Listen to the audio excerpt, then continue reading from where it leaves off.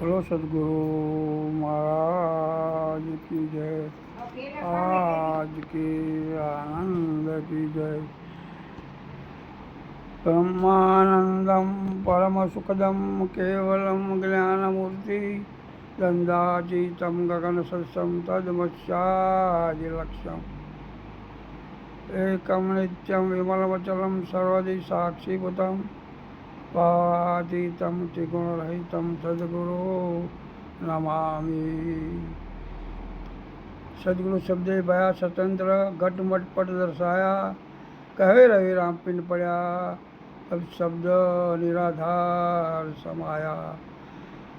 नहीं नादलो नहीं बुझलो नहीं गुरुलो नहीं चेलो जड़ जड़ ज्योति जल थे आप फिरे अकेलो।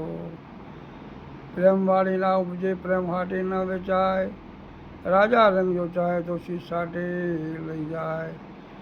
रहनी थके जोने राम रिजे रहनी थके रोमे रोम जाए रहनी थके रसोई में पड़ोए रहनी थकी जोने उगाओ थाय। ज्ञान थोड़ा शब्द शांति सदगुरु मिले सोनार तरण गुण मटाड़ी दे मार धार ने आधार। बोलो सदगुरु महाराज की जय। आज के आनंद की जय। આજે આપણે સત્સંગ કરીશું અવશેષી તેનું મુખ્ય છે સત્સંગ રસ એ આપણે કરીએ. એમાં કંઈ પણ ભૂલ જણાય તો માફ કરશું.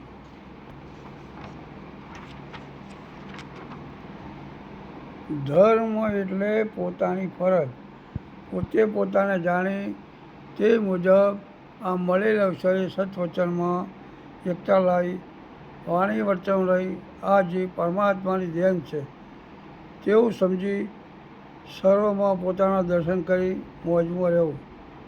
જેમ વાઘને પોતાને જાણવા માટે જાત્રાઓ કરવી પડે ના કરવી પડે, રાજાને પોતે જાણવા હોમ હવન કરવા પડે ના કરવા પડે, કારણ કે પોતે તે સ્વરૂપ છે. તેમ આત્માને જાણવા કઈ ક્રિયાકર્મ કરવા પડે નહીં.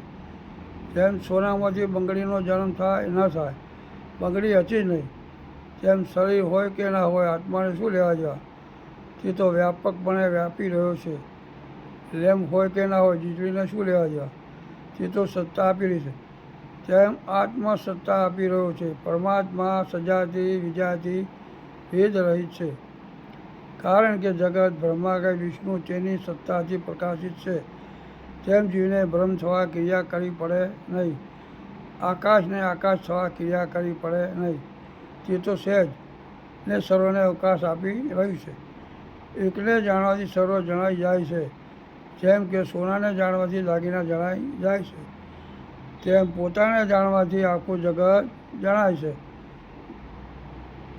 જણાય જેમ સોનાના દાગીના અનેક, સોનું એક, લેમ્પ અનેક ને વીજળી એક, તેમ દેહ એક ને આત્મા એક છે. ફર્નિચર અનેક, લાકડું એક. આકાશની અંદર આંધી આવે, વરસાદ આવે, તોફાન આવે, પણ આકાશ કેમ છે? નિર્લેપ છે. જેમ ફિલ્મના પડદામાં અગ્નિ લાગે, વરસાદ પડે, મારામારી થાય, પણ પડદાને કશું થાય નહીં. તેમ શરીરમાં તાવ આવે, ગંભીર બીમારીઓ આવે, પણ આત્માને કશું પણ ન થાય. જેમ એરણ પર સોનાના દાગીના બને, પણ એરણ કશું કરતી નથી, તેમ આત્મા કશું કરે નહીં ને કરાવે નહીં, પણ બધું જેની સત્તા અને સ્પૂર્ણાથી તે તેમનો ધર્મ બજાવે છે. પ્રકાશ બે છે, પરિમિત પ્રકાશ, અપરિમિત પ્રકાશ. પરિમિત પ્રકાશ જેના પ્રકાશે થાય અને મટે છે. જેમ લેમ્પના પ્રકાશના આધારે રામલીલા થાય.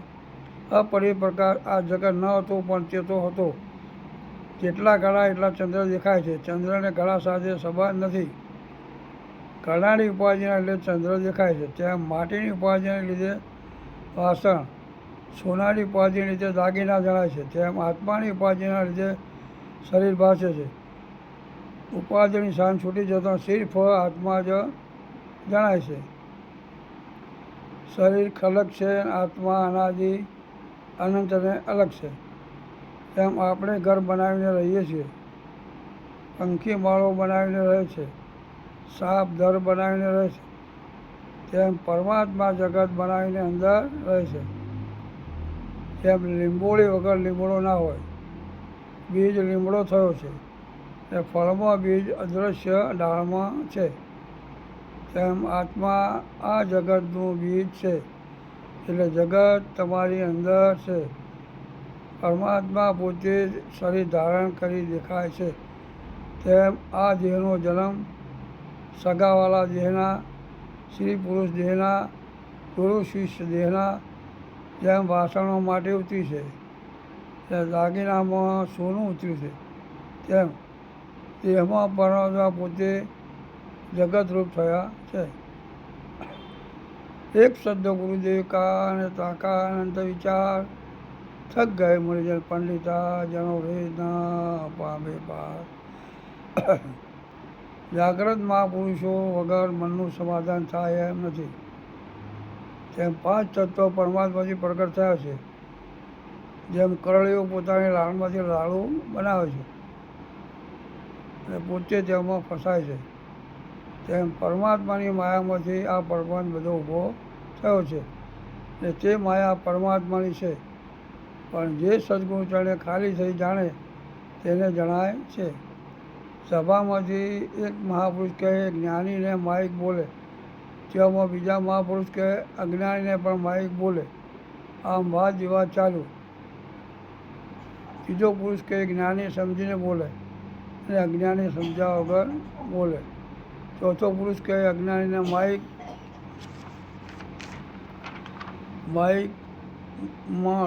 માઇક રૂપ દેખાય છે અને જ્ઞાનીને સ્વરૂપ દેખાય છે. પેલા ભાઈ કે હું કહું છું શું? અજ્ઞાનીને માઇક બોલે કે જ્ઞાનીને માઇક બોલે? પેલો પાંચમો પુરુષે કહ્યું કે જ્ઞાનીને માઇક ના બોલે ને અજ્ઞાનીને માઇક ના બોલે, પણ સ્વયં માઇક બોલી રહ્યું છે. શું બોલી રહ્યું છે? સ્વયં માઇક બોલી રહ્યું છે. જેમ મકાનમાંથી ફળિયું મોટું હોય છે, ફળિયાથી રૂમ નાનો હોય છે,